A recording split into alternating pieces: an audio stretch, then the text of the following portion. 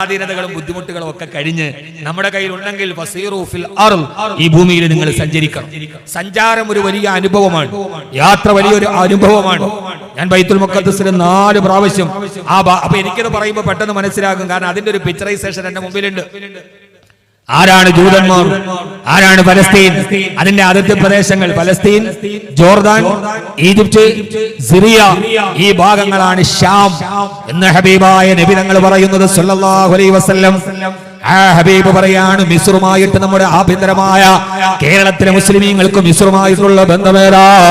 ആ ബന്ധമാണ് മഹാനായ കലീമുല്ലാഹി മൂസാ.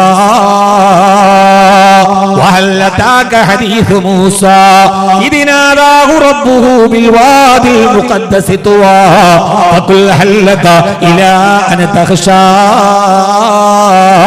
ഫഅറാഹുൽ ആയത്തുൽ കുബ്രാ ഫകല്ലബ വഅസാ ثم أدبر يسعى فحشر فنادى فقال أنا ربكم الأعلى.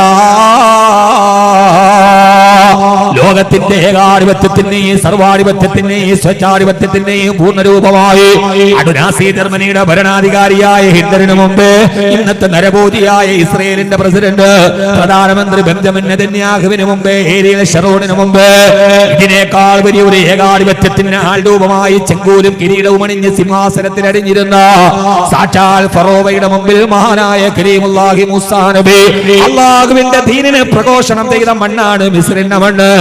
ആ മണ്ണിലൂടെ ആയിരക്കണക്കിന് പ്രവാചകന്മാരുടെ കാൽപ്പാട് നടന്നുപോയ മണ്ണാണത്.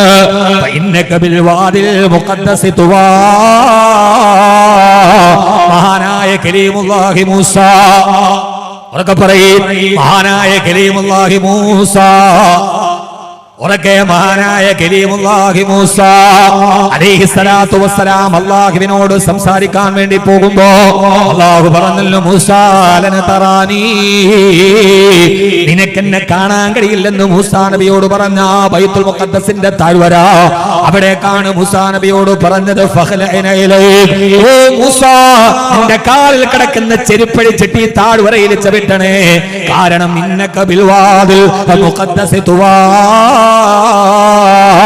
പരിശുദ്ധമായ താഴ്വരയിലാണ് നിന്റെ പാദപതനമേൽക്കാനുള്ളതെന്ന് മൂസാ നബിയോട് ചെരുപ്പടിക്കാൻ പറഞ്ഞ ആ വലിയ പർവ്വതത്തിന്റെ പ്രാന്തപ്രദേശമുണ്ടല്ലോ, ഇന്ന് ജോർദാനിലൂടെ ഈജിപ്തിലൂടെ ഫലസ്തീനിലൂടെ കടന്നു പോകുമ്പോ, ഇന്നും ഈജിപ്തിലൂടെ കടന്നു പോകുമ്പോ മൂസാ നബി പടച്ചോനെ കാണാൻ പോയ പർവ്വതത്തിന്റെ നിരകൾ കാണാം. സാധാരണ പർവ്വതങ്ങൾക്കപ്പുറം നമ്മളിവിടെ കാണുന്ന ഹിമാലയ പർവ്വതത്തിനോ സഹ്യപർവ്വതങ്ങൾക്കോ കേരളത്തിന്റെ അതിർത്തികൾ പങ്കെടുക്കുന്ന സഹ്യപർവ്വതങ്ങളിലൊക്കെ കാണുന്നത് പോലെ മണൽക്കൂനകളും പാറക്കെട്ടുകളും തദാമ്യം പ്രാപിക്കുന്ന ഭൂപ്രകൃതിയുമുള്ള ഒരു മലയാണത്. പക്ഷേ ആ മലയോ ഇന്നക ബിൽവാദിൽ മുഖദ്ദസ് തുവാ,